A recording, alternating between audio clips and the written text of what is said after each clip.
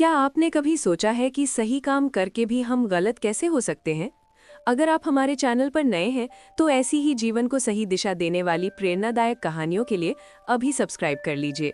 हाल ही उर्दू के एक महान और विद्वान शायर हुए हैं।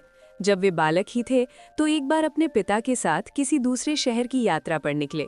उन दिनों यातायात के आधुनिक साधन उपलब्ध नहीं थे। यात्रियों को प्रायः बैलगाड़ियों से ही सफर करना पड़ता था।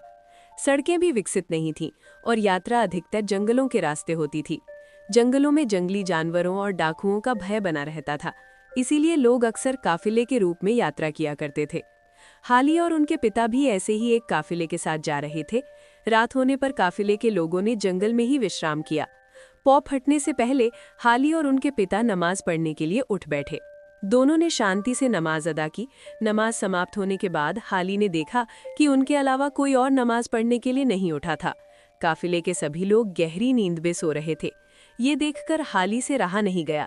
उन्होंने अपने पिता से कहा, ये लोग कितने आलसी हैं, सब सोते पड़े हैं, किसी ने भी उठकर नमाज नहीं पढ़ी।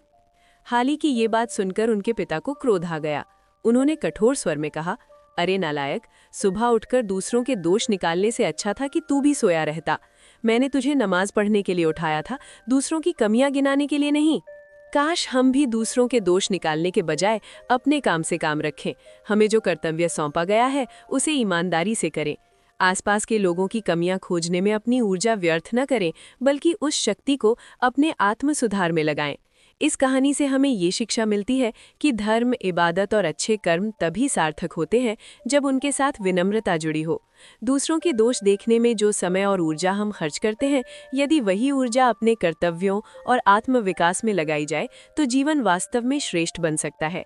हमें ये समझना चाहिए कि ईश्वर ने हमें अपने कर्म पर ध्यान देने के लिए बनाया है, न कि दूसरों के आचरण का न्यायाधीश बनने के लिए। जो व्यक्ति अपने हिस्से का कर्तव्य ईमानदारी से निभाता है, वही सच्चे अर्थों में धर्म का पालन करता है। अगर ये कहानी आपके मन को छू गई हो तो लाइक करें, शेयर करें और चैनल को सब्सक्राइब जरूर करें।